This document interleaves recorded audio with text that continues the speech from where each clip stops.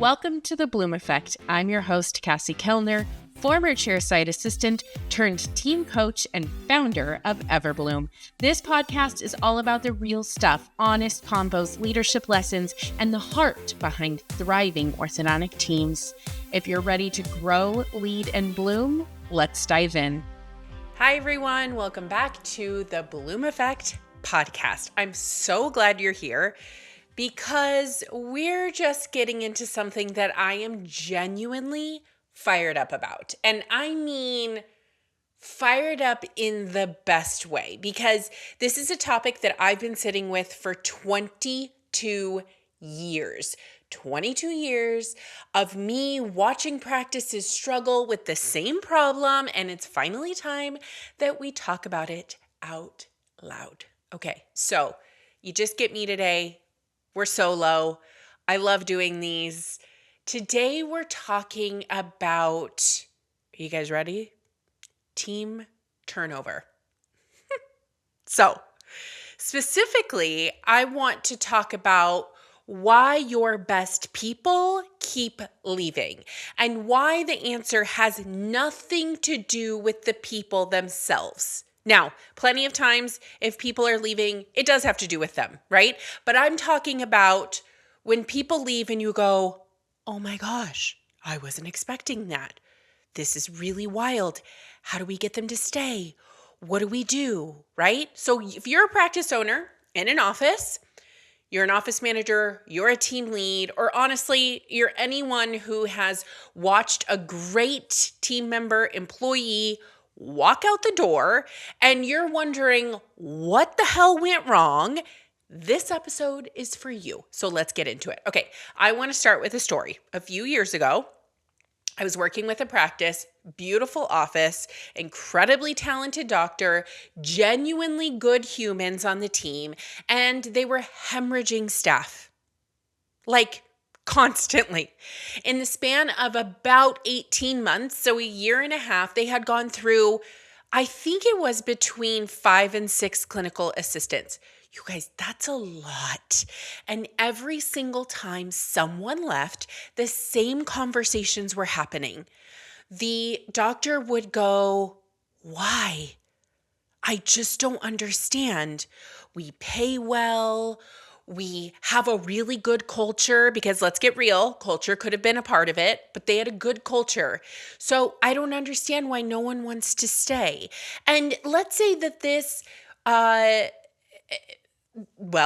this scenario, this person left to just go into an entirely different industry, right? And that happens often. And most times practice leaders are like, listen, I want my people to grow. And if they want to leave to go into something different, then I'm happy that they were here with us and that they were able to grow with our team and they accomplished so much and they learned so much and we were a part of their day-to-day for X amount of years. I want to spend some time here, okay? So I was in this practice and I sat in on just an observation, right? And they were training a new hire. And I really watched what happened when a patient came in and a new assistant didn't know the protocol, right? This is very common in our industry. I watched a senior team member sigh and take over without explaining how to do anything from the new hire's chair.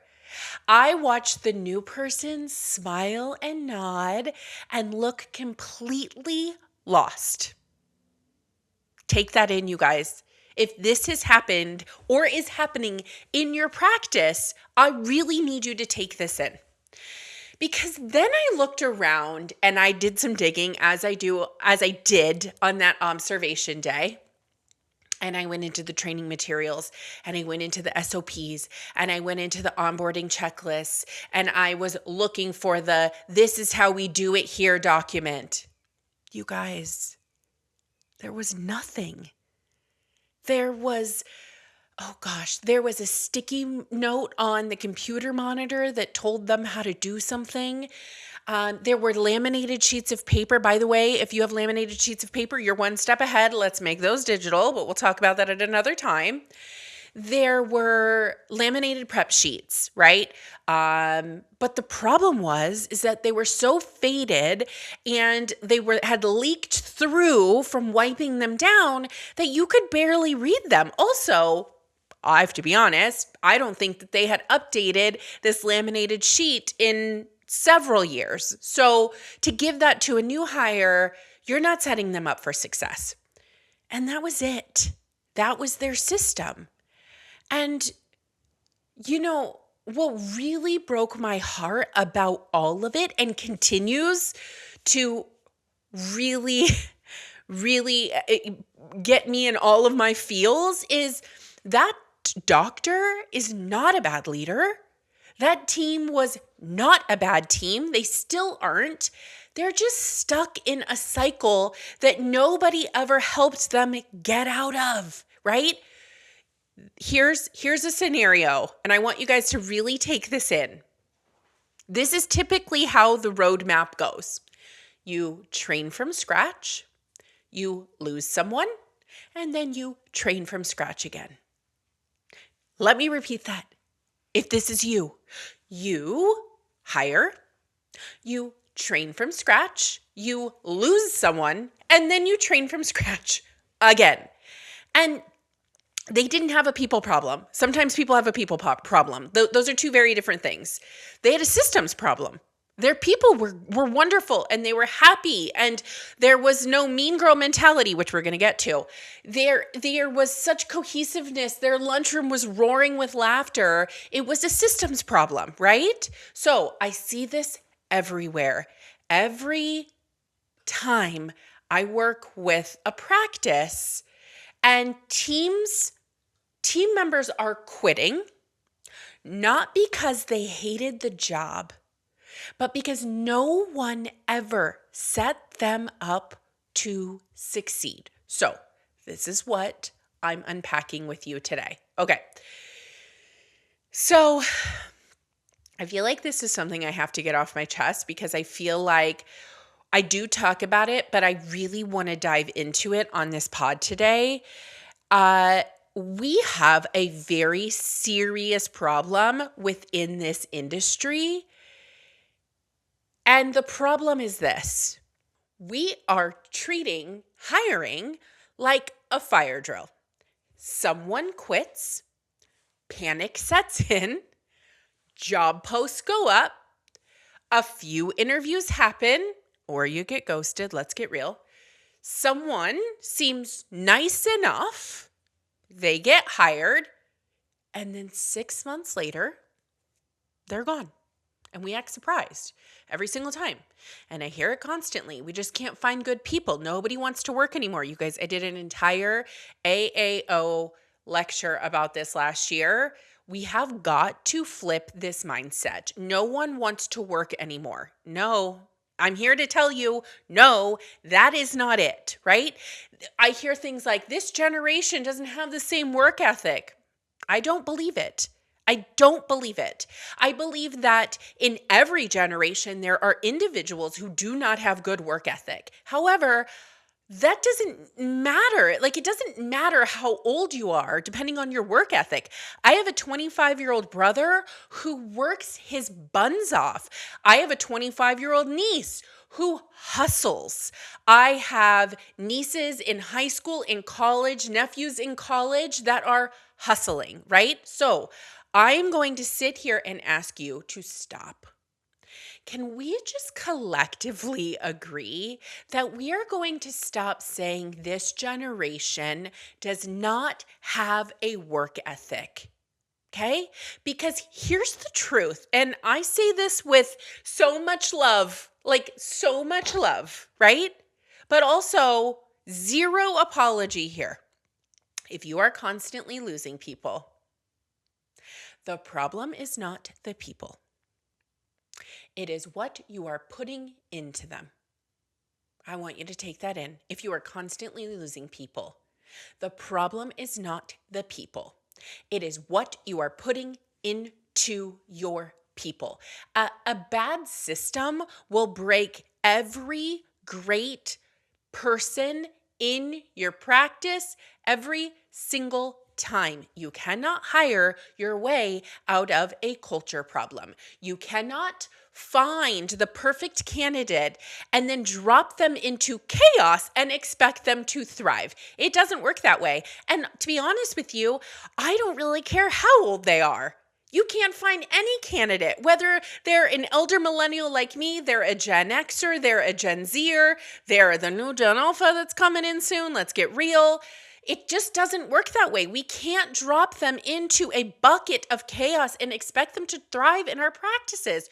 Here's the part that really gets me. We spend so much time and energy in this industry on the clinical side, on technology and techniques and continuing education, which we should, right? I think it's incredible. I think it's incredibly necessary.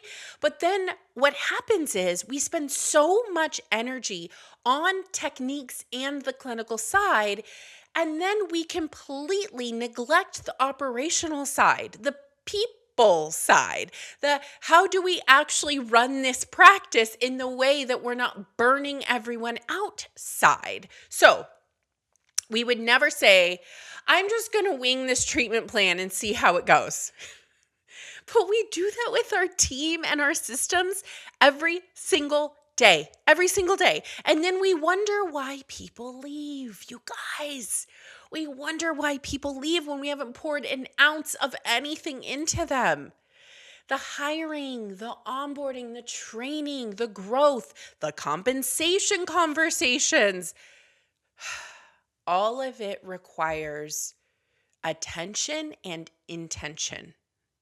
It requires systems. It requires most practices to really take a step back and look at operations and people. And a lot of practices are doing zero of those things. Zero. And I want you to hear me when I say that has to stop today. You are in 2026 and you have got to start focusing on your people. So let's get into the practical stuff because I want you to walk away with this episode with something that you can actually do, not someday, like this week, okay? Something that you can do this week. I'm going to walk you through 4 different areas where most practices are leaking great people without even realizing it. And for each one, I'm going to give you one thing that you can do right now to start fixing it. Okay, are you ready? Here we go. Number 1, hiring. Most practices do not have an actual hiring process, right? They have a panic response, which, by the way, the panic response is not going to go away. You're always going to hit the panic button for most things if it was not a planned leave, right? There's a huge difference between a panic response and a process. The process is repeatable, intentional, and designed to find the right fit before you make an offer. A panic response is posting on Indeed at 9 p.m. because someone just gave their 2 weeks notice. And here's the thing I want you to do. Rewrite your job post.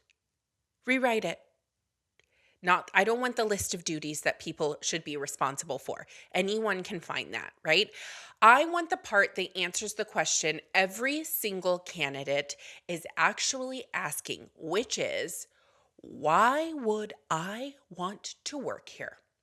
What does growth look like for me? What kind of team am I walking into? Because talented people are interviewing just as much as you're interviewing them. So they are out there in different areas, and it may not just be orthodontics. So give them something worth choosing. Okay, number 2, onboarding. This one is really personal to me because it is where I see the most unnecessary damage done. Okay. Real quick, whether you're driving, listening to this while you're doing laundry or taking your walk or you're at the gym, I want you to raise your hand If onboarding is basically a 2-day orientation and a whole lot of figuring it out on the fly, if you raised your hand, I thought that might be the case. If you didn't, good for you. Here's the truth about onboarding. It is not a 2-day event. It is not even a 90-day event. It is a 3 to 6 month process. And I think a lot of people do this 30, 60, 90-day check-in. I recommend it to my clients. I have an entire framework for it. I think it's incredibly important. But then a lot of the times it stops there.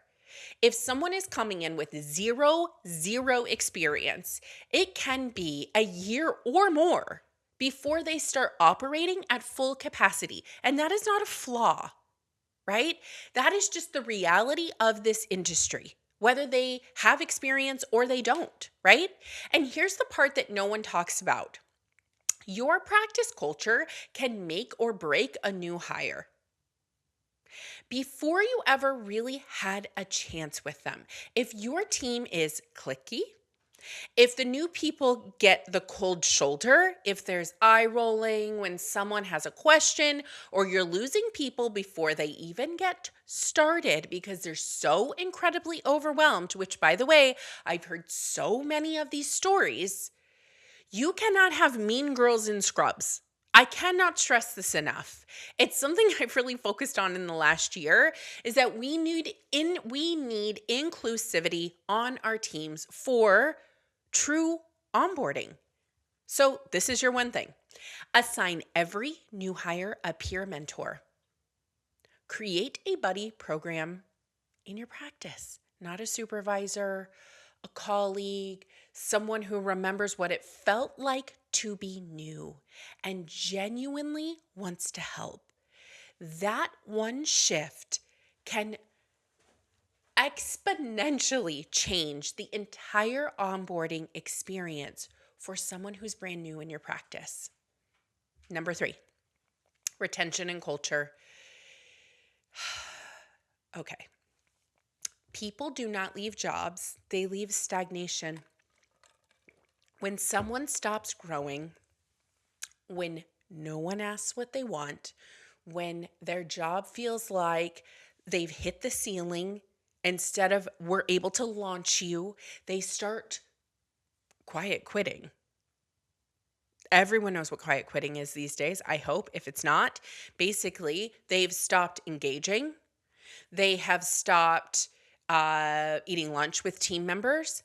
They have really pulled themselves away from the team and the practice. They come in, they clock in, they do their job, they leave, and they're super secretly looking for an exit. And by the time they tell you that they're leaving, they've already been gone in their heads for months.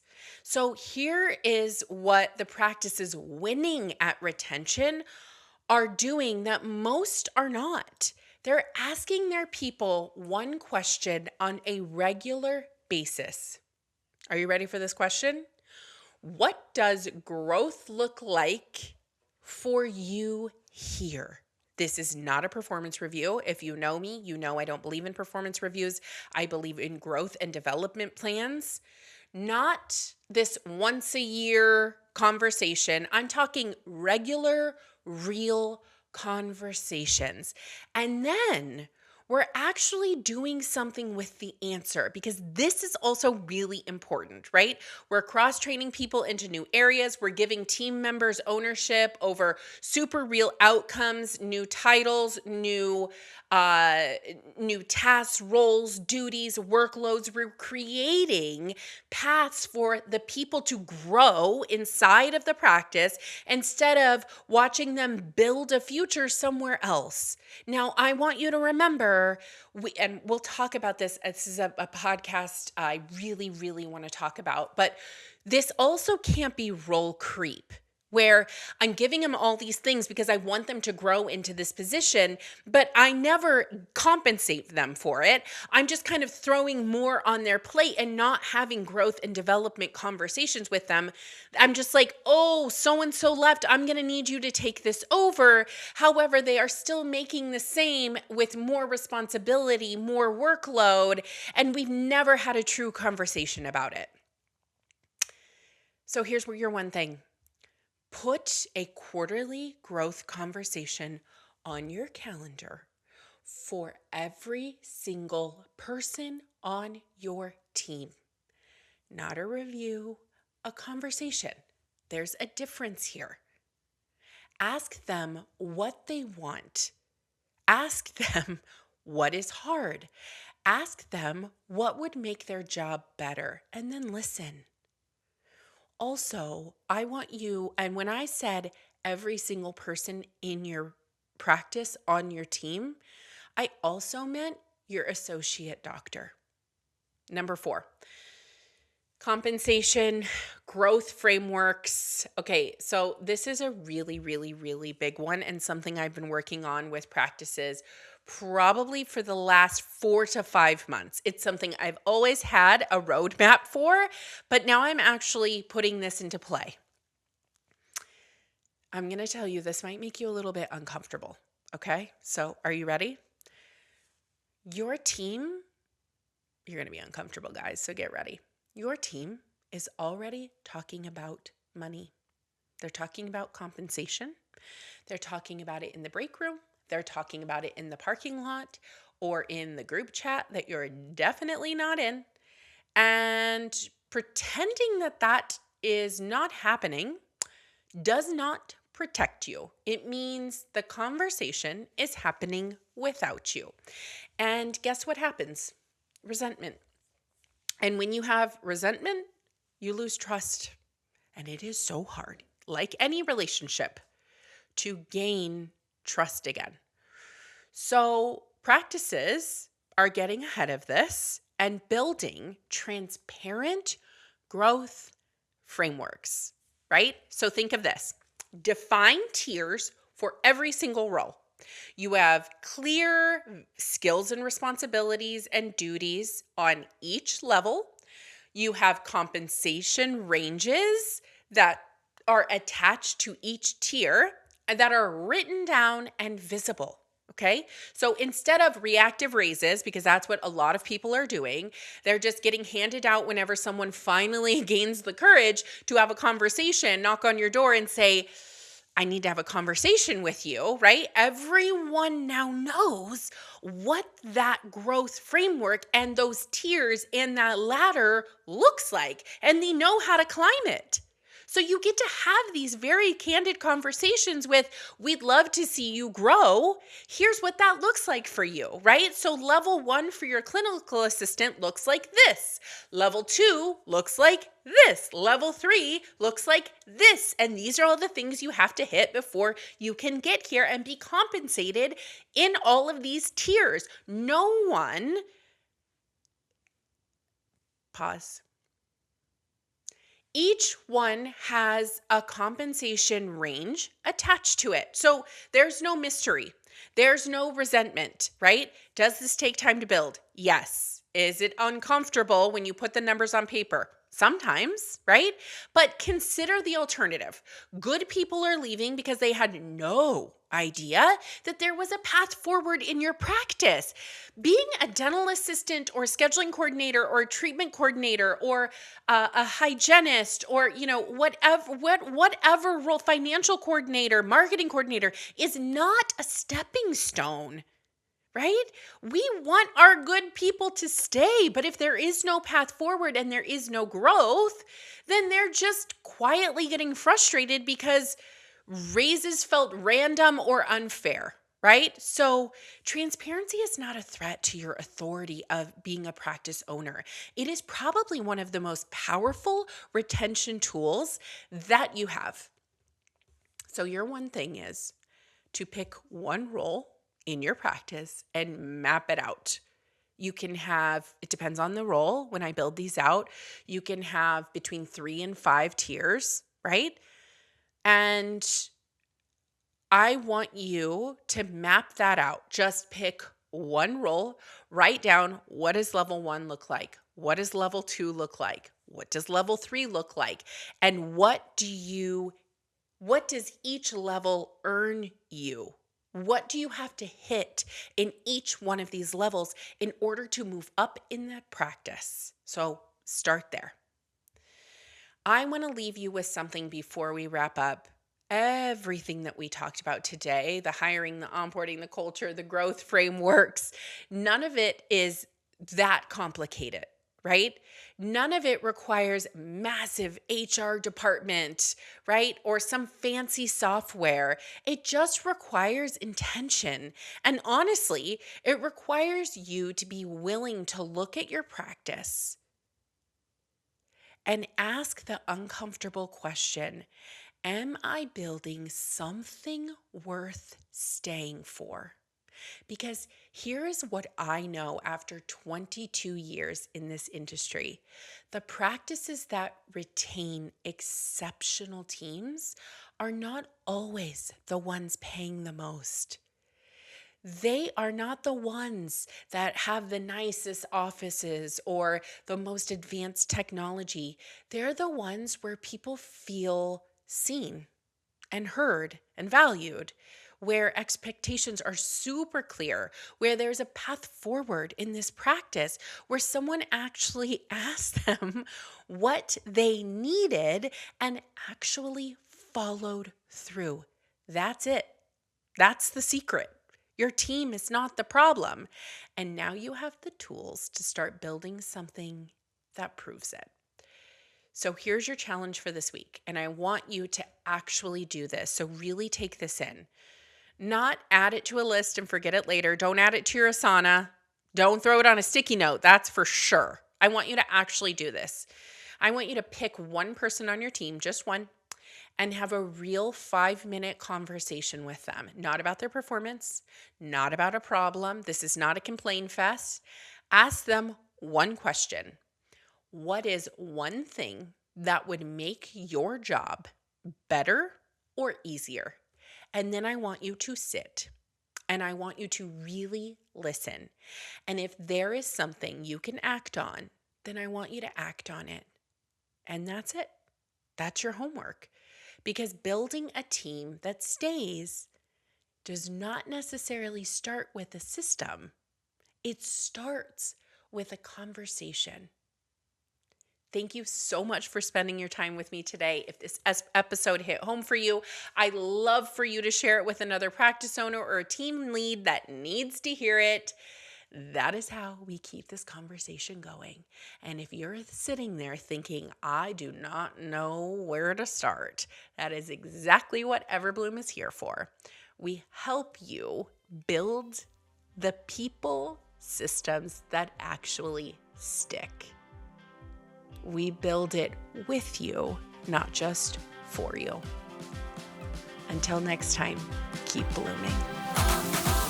Thank you for joining me on The Bloom Effect, where we keep it real, keep it growing, and always keep it team first. If today's episode sparked something for you, an idea, a shift, or just a reminder that you're not alone, take a second and share it with your team or a fellow ortho leader.